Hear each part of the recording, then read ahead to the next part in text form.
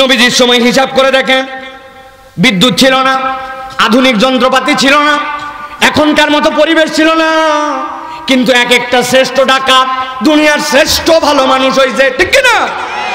হযরত ওমর ফারুক রাদিয়াল্লাহু তাআলা বলছেন একদিন, তোমরা কি জানো দুনিয়ার 1 নম্বর জিরো কে ছিল?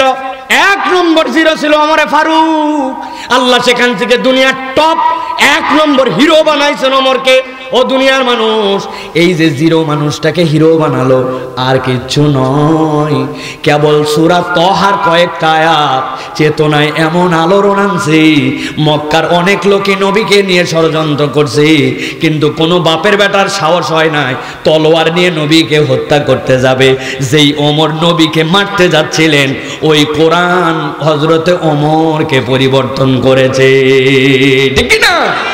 তাহলে এই সমাজ কেন পরিবর্তন হওয়া সম্ভব না? সম্ভব, কিন্তু তাকে বুঝতে হবে যে আমার পরিবর্তন হইচই দিয়ে না, আমার পরিবর্তন গরম দিয়ে না, আমার পরিবর্তন টপ লেভেলের বক্তব্য দিয়ে পাকামু করে ওই বক্তব্যে নয়।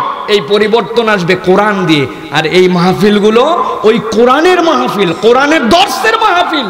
এখানে ব্যক্তি সমালোচনার মাহফিল নয়, দলীয় সমালোচনার মাহফিল নয়, এটা কোনো দলীয় সভা নয়, এটা আল্লাহর কোরআনের হালাকা, ঠিক না? এই জন্য প্রিয় ভাইয়েরা, আল্লাহ বলছেন ওয়ালাকুমুল ওয়াইলু মিম্মা তাসিফুন। বুঝ করে কথা বলো, আমার কথা নয়, আল্লাহর ধরনটা এরকম। ওয়ালাকুমুল ওয়াইলু মিম্মা তাসিফুন, বুঝ করে কথা বলো। আল্লাহর ব্যাপারে যদি উল্টা পাল্টা কথা বলো, আল্লাহ বলতেছেন একবারে ধ্বংস হয়ে যাবে। হিজাব করে কথা বলো আল্লাহর ব্যাপারে। আমাদের অনেক পণ্ডিত আছে, দেখেছি 1400 বছর আগে ওগুলা ছিল, ওই রকম মানুষ একরকম ছিল, এখন কোরআন দিয়ে হয় না, এরকম লোক আছে না? নামাজ পড়ে, রোজা করে, সব করে, কিন্তু উনি কোরআনের পক্ষে থাকতে পারে না, কোরআন দিয়ে পরিবর্তন হবে এরকম চিন্তা করতে পারে না। আপনার মগজের মধ্যে ঘুম ধরছে, আপনার অন্তরের মধ্যে নেফাকি চরিত্র ঢুকে গেছে, আপনাকে কোরআন দিয়ে ওয়াশ করা লাগবে, ঠিক না? এটা হারপিক ওয়াশ মারা লাগবে আপনাদের, তাছাড়া উপায় নাই। অতএব প্রিয় ভাইরা, এবার বুঝে থাকলে বলেন যে কোরআনুল কারীম শোনা, আসা, বসা, এটাতে আমাদের লাভ আছে না? না আছে না? নাই? এটা কম না বেশি? বুঝে না? না বুঝে? কিছুটা বুঝে। আমার শ্রোতা কিন্তু তরুণ, যারা মুরব্বী আমার শ্রোতা না, যারা ইয়াং আছো, জবান ছেড়ে দিয়ে বাকি কথা বলবে। আল্লাহ রাব্বুল আলামিন বলছেন, আল দিলাম, আল 1 বিঘা জমিতে পানি সেচ লাগাইছেন, কোনো আল নাই। আবার বগুড়ার লোকের তো বুদ্ধি বেশি, পাশের জমিওয়ালা কোদাল নিচ দিয়ে মারে আস্তে করে রেখে দিছে, পরে আসার পরে বলছে আল কাটলি কেন? বলতেছে আন্দাজি বললে হবে, ধসে গেছে। আছে না? চালাকি, চিটারি, বাটপারি, এগুলো তো বুদ্ধি আছে আমাদের প্রিয় ভাইয়েরা। এখন আল যদি না থাকে তাহলে আমাদের এইগুলা থাকে না। আমরা বেশিরভাগ ওয়াজ শুনি আল ছাড়া। কি শুনতেছি কি না শুনতেছি তাই জানি না।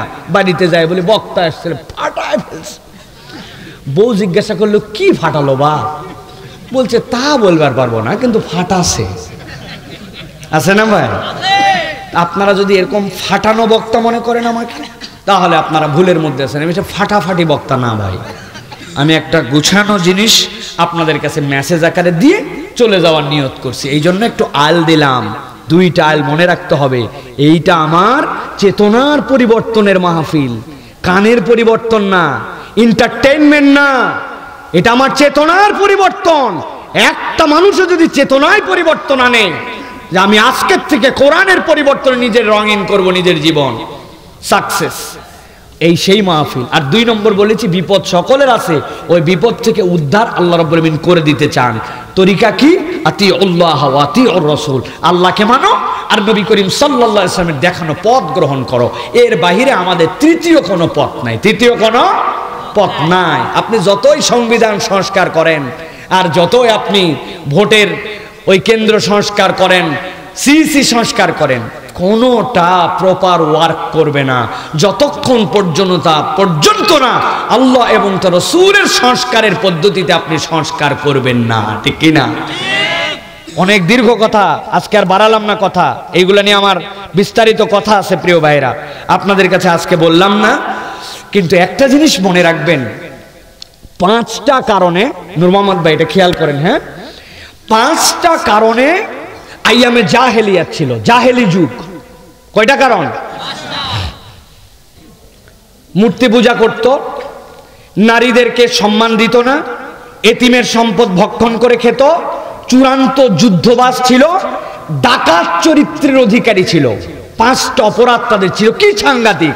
নারীদেরকে সম্মান দিত না, এতিমদের হক মেরে খেত, যুদ্ধবাজ ছিল, মূর্তির পূজা করত, ডাকাত চরিত্র ছিল, জোরজার মুল্লুকটা।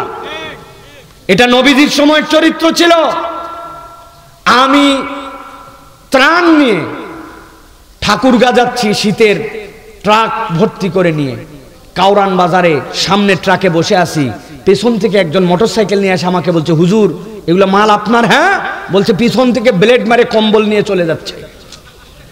আমি দৌড়ায় নামছি, নামার পরে বলছি, চেতা স্বভাবের মানুষ না, কোন বাপের বেটা মানুষের দেওয়া আমানত নিয়ে যাচ্ছে, আয় সবগুলার শেষ করে বলবে। একজন আমার জড়ায় ধরছে, তোর বলছে, সাইফুল্লাহ ভাই গরম দিয়েন না।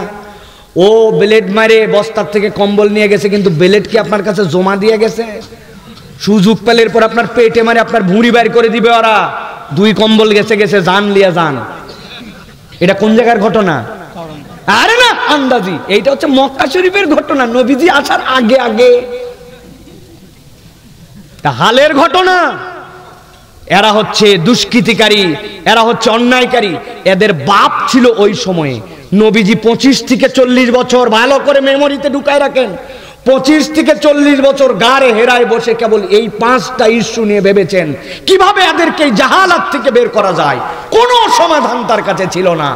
সমাধান ওই দিন আসছে যেদিন আল্লাহ কোরআন দিয়ে বলছেন, আপনাকে পয়গম্বর করা হলো, আর ইকরা বিসমি রব্বিকাল্লাযী খলাক, খলাকাল ইনসানা মিন আলাক, ইকরা ওয়া রাব্বুকাল আকরাম আল্লাযী আল্লামা বিল কলম। আপনাকে কোরআনের দীক্ষায় দীক্ষিত করতে বলা হলো। একবার ভেবে দেখেন, 5টা বিষয় নিয়ে একটা লোক 15 বছর ভাবলো। আল্লাহ বলবেন, যান যাই আপনি এই পদ্ধতিতে কাবাকে মূর্তির মিউজিয়াম মুক্ত করেন, এই পদ্ধতিতে আপনি এতিমদের হক ফিরাই দেন, এই পদ্ধতিতে আপনি নারীদের ইজ্জত ফিরাই দেন।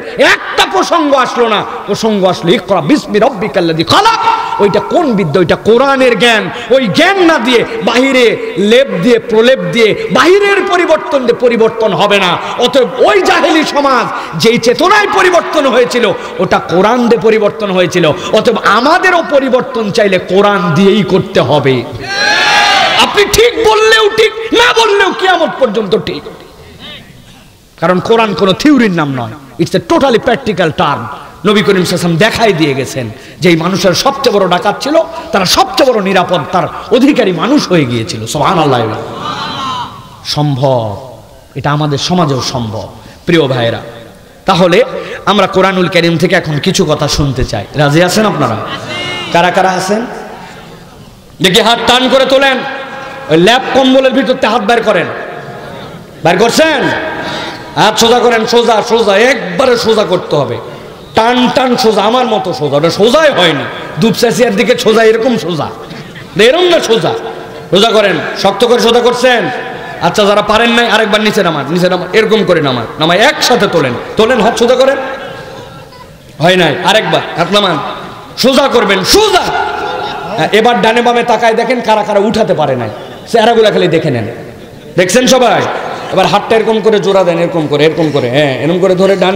এই গ্রামবাসীকে জানাতে চাই যে আলহামদুলিল্লাহ, কোরআন শোনার জন্য মাঠে পর্যাপ্ত লোক আসছে। পারবেন ইনশাআল্লাহ? আমার শেষ মাহফিল হচ্ছে 27শে ফেব্রুয়ারি, আপনাদের আজকেই শেষ। কি আর মাহফিল আছেই মাঠে? তো আমার গলা ভাঙলে না চিন্তা আছে, আপনাদের গলা ভাঙলে কোনো চিন্তা আছে ভাই? তো তাহলে বোঝেন কেইসা তকবীর একটা দিতে হবে। পারবেন ইনশাআল্লাহ? তবে একদল লোক আছে বগুড়া অঞ্চলে, এদিকে আপনি যত পাম্পট্টি দেন, লিল্লাহে তাকবীর, আল্লাহু আকবার, আছে না ভাই? একবারে ব্যাটারি শেষ। এই ব্যাটারি শেষ যারা যারা জোরে সোরে তাকবীর দিতে পারবেন না, তারা আগেই বলেন আল্লাহুম্মা আমিন। আছে না? বুঝতে পারেনি আমার বাবাজি, আমার বাবাজি বুঝতে পারেনি, ঠিক কিনা? হাত নামাতে বলছে আপনাদের, তা হাত যে নামে এটা আমি একবার লুঙ্গি টুঙ্গি সব ঠিক করতে চাই। চোখা করে হাত এইভাবে থাকবে। আমরা যখন তাকবীর দিব, আমি আস্তে করে বলবো, আপনার উপর দিকে ছুঁড়ে দিয়ে আল্লাহু আকবার বলবেন। পারবেন না ইনশাআল্লাহ? পারবেন ইনশাআল্লাহ? রেডি তো সবাই? আমি আস্তে করে দিব, আপনারা ফাটায় দিবেন ইনশাআল্লাহ। রেডি সবাই ইনশাআল্লাহ? দেখেটা তাকবীর দেন। লিল্লাহে তাকবীর, লিল্লাহে তাকবীর। আল কোরআনের আলো, আল হাদিসের আলো,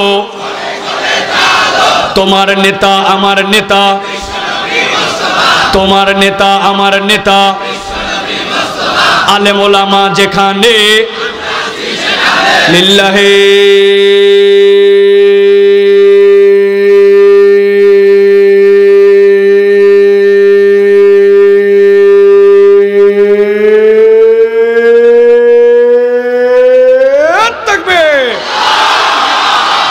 আলহামদুলিল্লাহ। হাত নামান, বলেন আলহামদুলিল্লাহ। শয়তান আছে আর এদিকে মাজিন্দা পা, ঠিক কি না?